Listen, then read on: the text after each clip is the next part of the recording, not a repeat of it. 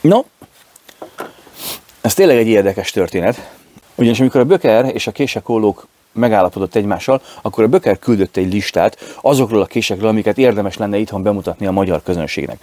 Ezen a listán szerepelt a Böker Hermod, ami a Midgard Messer tervezésében készült el természetesen. Érkezett is a boltba, és hát ugye a fotók nagyon ígéretesnek tűntek, tényleg ez az igazi alfahím kés. Ki is bontottam a dobozt, és hát igen, el lett kenve a szám rendesen. Ugyanis bár azt a kést láttam a dobozban, ami a fotón is volt, minden sokkal kisebb volt. Tehát olyan érzésem volt, hogy a Böker Hermod nem is igazán tudja, mi akar lenni. Tehát nagy kés akar lenni, de ez nem sikerült, LDC méret felé kacsingat, viszont onnan már kilóg.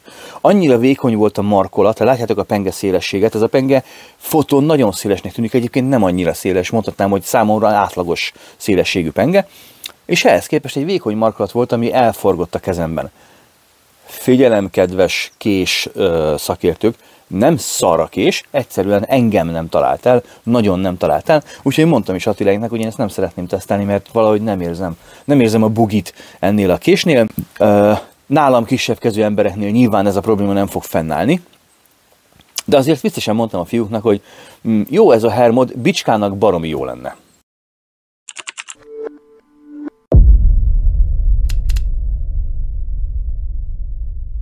Sziasztok! Sok szeretettel köszöntök mindenkit a Kések Háza YouTube csatornáján. Az NN Nice, a Késekólók webáruház és a Magyar Késes Közösség közös munkája révén szeretnénk nektek megmutatni a hazai és a nemzetközi késeket, a hozzájuk kapcsolódó eszközök világát, valamint azokat a közegeket, ahol ezeket használjuk. Sőt, tovább megyünk, szeretnénk az élezés és a karbantartás világát megmutatni nektek, kezdve az alapoktól, valamint műhely videókat is szeretnénk mutatni, amik egy kés elkészülését a legelsőtől a legutolsó folyamatig megmutatják. Fontos, a Kések Háza soha semmilyen fizetős csatornával vagy adománykéréssel nem fog titeket traktálni. Számunkra a legnagyobb elismerés, ha követitek a munkásságunkat, és a legnagyobb megtiszteltetés, ha a mi általunk készített, forgalmazott termékeket választjátok és használjátok hosszú-hosszú éveken keresztül, amit ezúton is köszönünk nektek. Ha tetszenek a tartalmaink, ne felejts el minket bekövetni YouTube-on, Facebookon, Instán, TikTokon, X-en és Pinteresten is. Képzelhetitek, amikor a Böker elküldte, hogy megjelent a Böker Hermod folder, tehát a bicska verzió. Nem nálunk hallgatózott a Böker, egy egyszerű receptről van szó. A Dvalinnál is működött, hogy a Dvalin sikeres kés volt, és a Hermod is sikeres kés nyugaton kint, úgyhogy ennek elkészültek a folder verziói. Nyilván ennek gazdasági okai is vannak, meg van más is, és én azonnal szerettem volna ezt a kést. Meg is rendelte a Késekólók, meg is érkezett, ugye a Böker elküldte nekünk a kést, és amikor megfogtam a dobozt, akkor nehéz volt a folder doboza. És ez egy jó jel. Ez a kezd dagadni a makkod a nadrágban jel, hogy hú, ebben van anyag.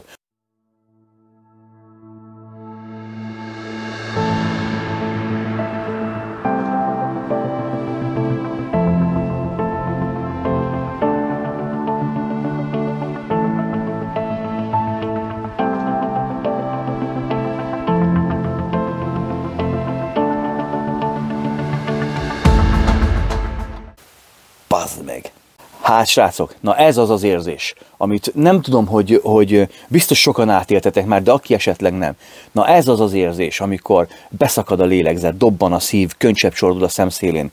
Úristen, mennyire szép ez a kés. Kezdjünk a külcsinnel. Maga a Hermod folder egyébként, az pont ugyanúgy néz ki, mint a Hermod. Tehát a Dvalinnál megfigyelhető tendencia, itt is simán papírra írható, hogy a Böker és a Midgard Messer úgy alkotta meg ezt a kést, hogy semmilyen kompromisszumot nem hoztak, sőt, első benyomásra is levágtam, hogy a folder véleményem szerint sokkal jobban sikerült, mint maga a fix Hermod. Ugyanis ami ott nem tetszett, az itt maximálisan megvan és jelen van. Na de akkor ne siessünk ennyire előre, kezdjük föntről. A penge az nagyjából ugyanaz a dizájn és ugyanaz a méret, kicsivel talán kisebb, mint a Hermodnak a pengéje, tehát egy drop point formavilágról beszélgetünk, egy öblös leélezéssel, és hát benne van ez az elengedhetetlen, agresszív, kivezetett horony, ami engem mindig annyira megdobogtat, és mindig annyira meghat, mert agresszíven kecses, mert agresszíven szép, egy nagyon markáns újtámaszt is kapott a kés. A penge anyaga D2, mondjuk Kedves Böker, tehát ha jól tudom, Hermod az egy ilyen rettenthetetlen harcos isten volt, Odin legkisebb fia, és Hermod volt az, aki Sleipniren a csatalovon vágtatott az alvilágba, hogy testvérét, Baldurt, ezek a nevek, kiváltsa.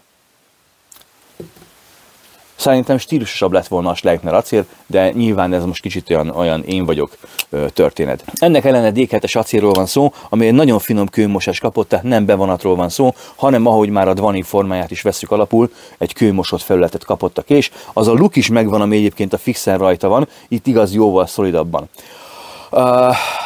A bicska kibontásakor kapunk egy safety pint, ami be van csavarva, és ugye ez a safety pin szolgál arra, hogy amikor a bicskát kinyitjuk, akkor stabilizálni lehet, hogy minél keményebb munkavégzésre lehessen sarkalni a Hermod foldert.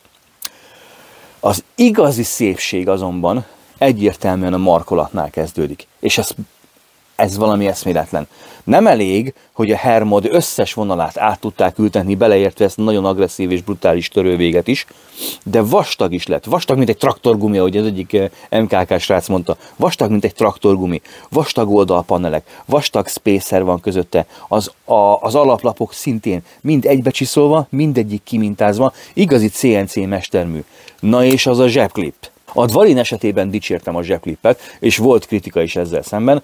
Lehet ezt tovább fejleszteni, srácok. Ez a kés, ez az egész Hermod valahogy, megmondom őszintén, ezt a kecses kaotikát, ezt a káoszt selyembe csomagolva adja elém, és engem ez megvesz. Engem ez baromira megvesz. Imádom. Nagyon-nagyon ott vagyok vele. El nem tudom mondani. Abszolút 10-ből 10, abszolút 100-ból 100, abszolút top 5, hihetetlen. Nem tudok mit mondani, srácok. Ha valami stílusában hozzám passzol, akkor ez a kés nagyon hozzám passzol. És ha a kis Dvanin folder a mokányságával és agresszivitásával megfogott LDC méretben, akkor képzelhetitek, milyen érzések kavarognak bennem akkor, amikor a Hermod folderről kell beszélni. Szóval jöjjön a fekete leves, mert hogy én ezt nem bírom, itt egy pókhálót, ti nem látjátok, de engem annyira zavar, hogy belelóg a képbe. Bocsánat. Fekete leves. Miért megvádolnátok avval, hogy csak jót és szépet mondok a késről, mert nekem tetszik, és részrehajló vagyok, magam felé hajlik a kezem, na nem így, hanem egyébként. Gyorsan mondjuk el azokat a dolgokat, amik borzasztó módon zavarnak. Az első, ez az úgynevezett safety pin, ami a csomagolásban jár, és alapból bele is van tekerve a Hermod folderbe. Nos, ez nagyon rossz helyen található, mert amikor ez bent van, nem is értem zárt állapotban mindenek lezárni a bicskát, tehát mindegy, lényegtelen. Amikor ez bent van, nem tudod zsebre tenni a kést, mert szét fogja tépni a combodat artériáig. Annyira szar helyen van, de hihetetlen, de még tokba sem tudod beletenni. Amikor viszont úgymond kinyitod, és becsavarod a safety pint, valóban ad stabilitást a pengének, hogyha nagyon kemény munkára akarod fogni, viszont amikor ráfogsz erre a késre, az ujjadnak megint útban lesz a safety pin, és baromi kényelmetlenné válik. Ráadásul menetes. Én ezt nem is értem. Menet, ez egyébként a Midgard-Messernek a betegsége, hogy menetes safety pint kell rakni. A magyar ember tudjátok, hogy milyen. Betekeri koppig, na még egy félfordulat a biztonság kedvéért. Én meg is szakítottam a menetet. Köszönöm szépen, vagy csukva, vagy nyitva, de biztos, hogy fixen marad a késed. Tehát a menet az nem idevaló. Ráadásul pihentető helyzetben, tehát zárt helyzetben igazán hátul is bárhol el lehetett volna rakni ezt a safety pint, ahol nincs útban, és a bicska szerves részét képezheti, hogyha esetleg olyan művelet készül. És nem menetes, hanem én jobban preferálnám mondjuk ezt a golyós bepattintós rendszert, vagy esetleg egy bajonettzáros eltekerhető, és a markolatba behajtható safety pint. Ez nem történt meg. Amit én személyesen javaslok, hogy fogjátok meg ezt a safety pint, óvatosan tekerjétek ki, majd nincsen rá szükség, a bicska ennélkül is tökéletesen fog tudni működni. A másik dolog a zsebklip. Ugye annó a Dvalin esetén is mondtam, hogy ez a zsebklip nagyon szép és igényesen van kidolgozva, de nagyon szűk és nagyon sokat mutat ki a zsebből, tehát nem igazán tudja betölteni a funkciót, viszont legalább nem zavarja be az ember kezét. No, a Hermod folder mindenre rátette egy lapáttal minden szempontból. Sokkal szebb, sokkal igényesebb kidolgozás, nagyobb, vaskosabb, nagyobb a rés, jobban befér zsebbe, viszont amikor rámarkolsz, ezt lehetetlen módon érzed. Tehát érzed, hogy bazd meg, ez nyomja a kezem. Ilyen benyomás volt nekem is, hogy kedves Dirk Hofmeister, ezt hogyan tervezted végül is meg? Oké, rendben van. Tehát akkor a Hermod folder ugye meghozta a döntést, hogy elmegy a design irányába és feladja a használhatóságot.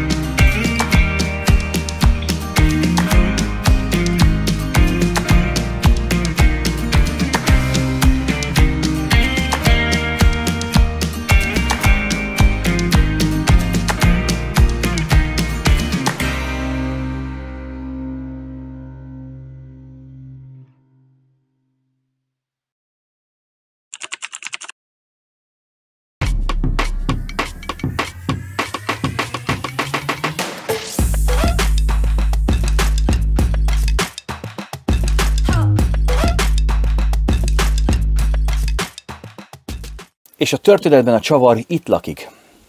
Hogy ne csak beszéljünk róla, és ne csak ítéljük el, hanem ha van lehetőségünk, tegyünk egy próbát vele. Ugyanis, srácok, mi kivittük ugye a meccsekbe, és hát nyilvánvaló ki is akartam próbálni a kést, és valóban bárki, aki megfogta kinn a csapatból, mondta, hogy fú, hát ez nagyon kényelmetlen, ezt nem érti. Aztán elkezdtem vele dolgozni, és rá kellett jönnöm, hogy működik. Érzem, de nem elviselhetetlenül kényelmetlen, hanem inkább csak bosszantó. Érzem, hogy ott van. Nem zavart a munkavégzésben, tehát nem jelentkeztek feltörések, piros duzzanatok, hólyagok, egyéb hasonló. Nem zsibbasztotta a kezem, a tenyerem szépen be tudta fogni. Kesztyűben meg még inkább el tudtam úgymond tekinteni attól, hogy ez a rész ott van. És maga a penge, az meg tökéletes. Az élszög, a kialakítás, a forma munkára termett, tehát igazság szerint, ha az ember az első benyomások alapján nem fogja kihajítani az ablakon a Hermodot, vagy esetleg ad neki egy lehetőséget, akkor rá fogunk jönni, hogy a kompromisszum bár jelen van, mert egyértelmű, hogy ezt a klipet is lehetett volna másképp csinálni, cserélhetőre tenni, levehetőre tenni, de ezt nem lehet. Levehető, de ugye akkor megvan a helye. Dirk Hofmeister nem akart kompromisszumot a kinézet tekintetében, egy igazi baszóbicskát akart, hát most megint itt van. Egy igazi baszóbicskát akart, megcsinálta, ugyanakkor meghagyta a használhatóságnak a lehetőségét elég rendesen, elég masszívan.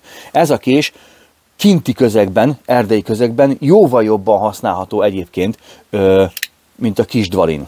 A bicska alapból egyébként a kétkezes nyitást preferálja, de hál' Istennek, ennek a tervezésnek és egyébként ennek a tengelynek, ami nagyon-nagyon finoman jár, rengetegféleképpen nyitható a bicska.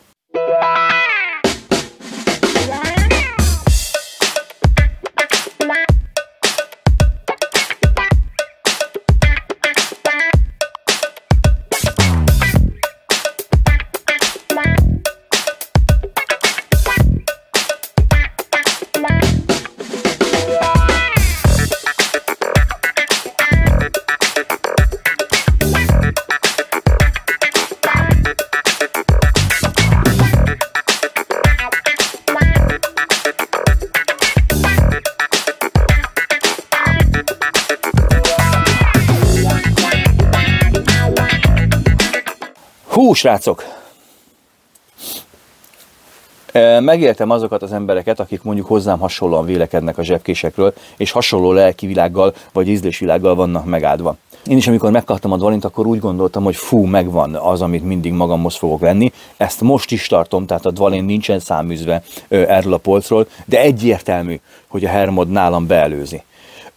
Azt kell, hogy mondjam, hogy nálam ez a bicska most erősen toppos, ugyanis ilyen mesteri kidolgozású, ennyire baromira ütős kést 31 000 forintért nem fog tudni mutatni. Ez a kés a CNC-zés és a kompromisszumoktól nem mentes tervezésnek a csúcs kategóriája jelen pillanatban. Igen, és ez egy Böker plusz.